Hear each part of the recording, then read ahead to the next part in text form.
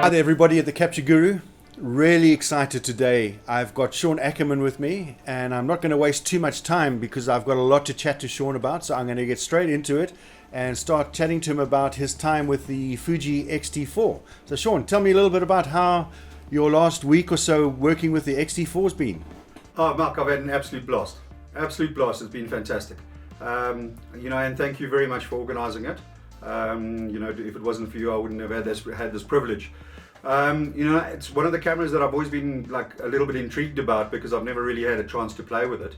I come from an environment where I spent a lot of time firstly on the EOS 5Ds, and I shot a lot of video on that. I traveled the world shooting video on it, and then I sort of went to the Sony A7 Mark II as my benchmark, and then recently also just got my hands on an A3. So I'm coming from a large amount of comparative value to what I've played with this week, and what I really like about this camera is firstly it's mirrorless. I mean that we know in itself. Video is just amazing. The turn of mirrorless has made cameras much lighter.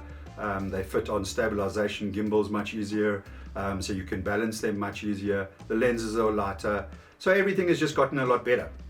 Yeah, no, it's quite incredible what they've done with these cameras. And then Sean, just to fill us out, just tell us what kit you had and what you were working with for the week. They literally just gave me the camera and 18, 23 and a 56mm lens. All of them were pretty fast. The 56 was a 1.2 and then the other two were 1.8s. Yeah, that's very fast. I mean, they're lovely lenses as well. I find that the lens is they're beautiful and sharp. Now, Sean, just tell me, whilst working with this camera, what were some of the things that you found that really stuck out for you with the XT4 compared to maybe some of the other cameras that you've worked on? Mark, all of the cameras nowadays have gotten small, but what I really liked about this is that it really had an old school feel to it. The dials and the exposure knobs and things like that.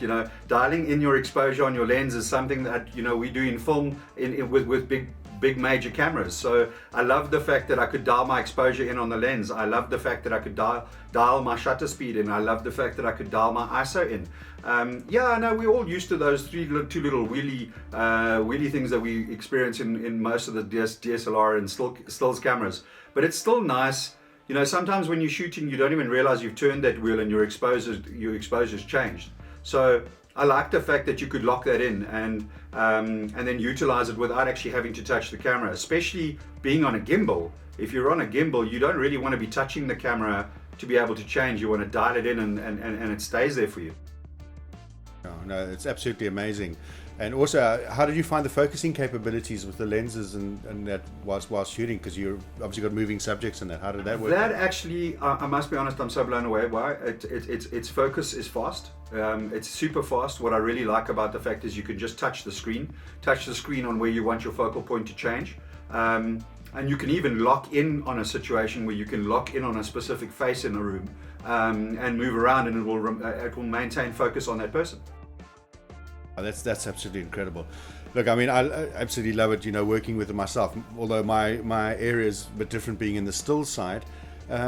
With the film in the camera itself and the film options that were available to you, did you find that you found it easier to work with their built-in profiles, or did you shoot with the raw data? How did you actually work while you were working through? I must be honest, I tried a couple of the profiles. I really, I just thought, why not? I was there. I generally come from a school of thought where I like shooting log, and log is it changes your normal linear curve.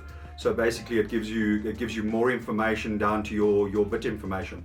So I generally stick with log and as neutral profiles as possible, but I did actually try a couple of cinema profiles, and to be honest, there's about 15 of them in the actual built into the camera, where you can just choose your look if you want something more contrasty or if you want something more cinema, punchy, you name it, it's got it there.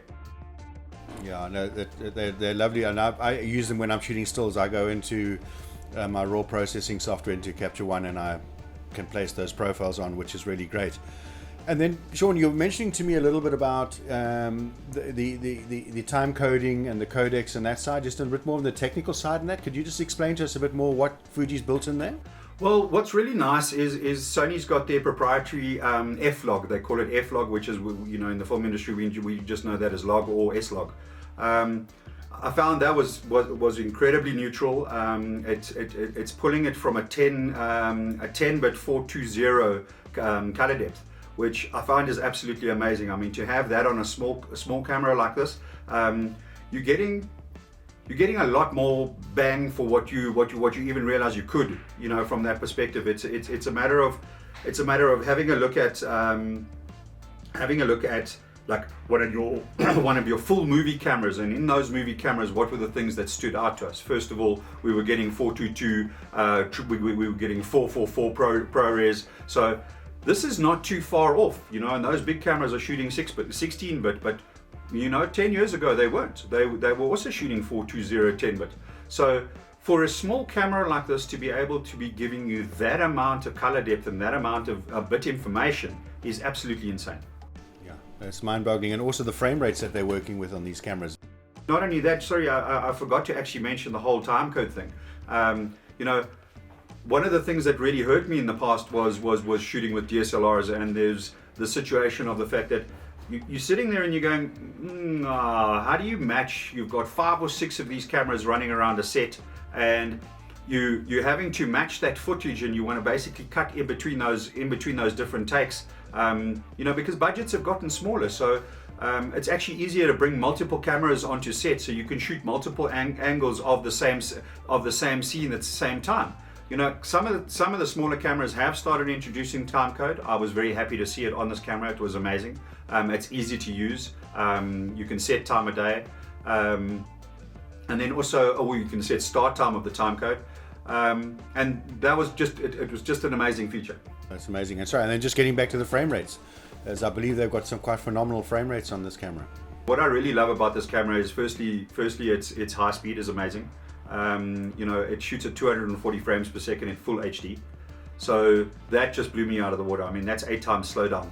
Another one that really stood out to me was it does 4K at 400 megabits per second and shooting at 60 frames per second. So there you've got the ability of 4K half-time slowdown at 420 10-bit color depth. Yeah. And then the amazing thing is with the high ISOs that you've got in these cameras, what's amazing is that you can shoot at those high frame rates and you don't need as much light because the ISO is so good in these cameras. So, did you manage to get it to test it in any of those scenarios? I was very fortunate enough to go and have to do some pickup shots for a client of mine. And previously, the week before, I'd shot with the Sony, and I took in six 1-foot LED panels, which were pretty powerful, and I kind of lit the environment very well. And I went in with the Fuji, and I unfortunately didn't have a gimbal with me. I didn't have the ability of the lights. I didn't have any bouncers. I didn't have any soft boxes. But thank goodness I was just going to go shoot the environment. But the environment is typically quite low light.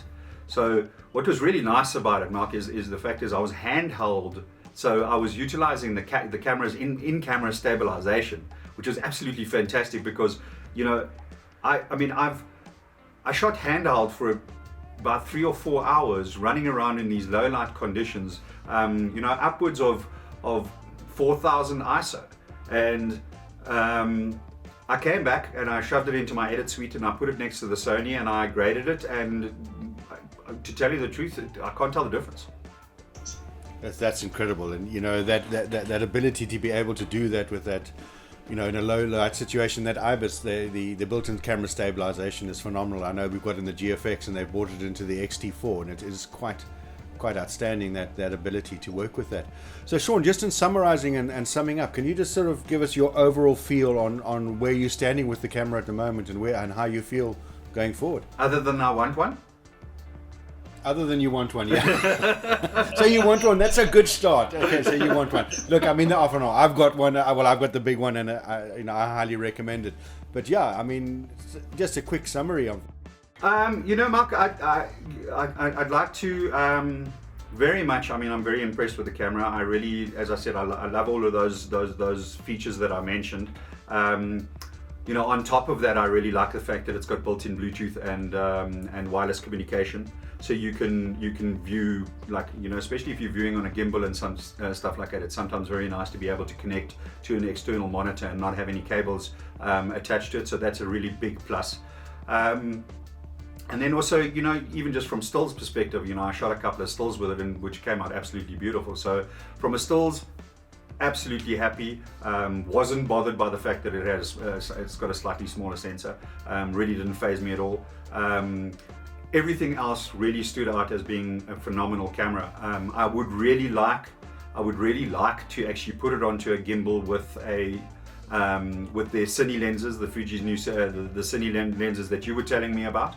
The reason being for that is, and not necessarily in the case of a gimbal, but the reason I'd like that is I'd like to also connect a professional focus pulling system to it, so that I can have those locking lenses and then really test it properly with really high-end glass that is meant for that, and put it more to a test.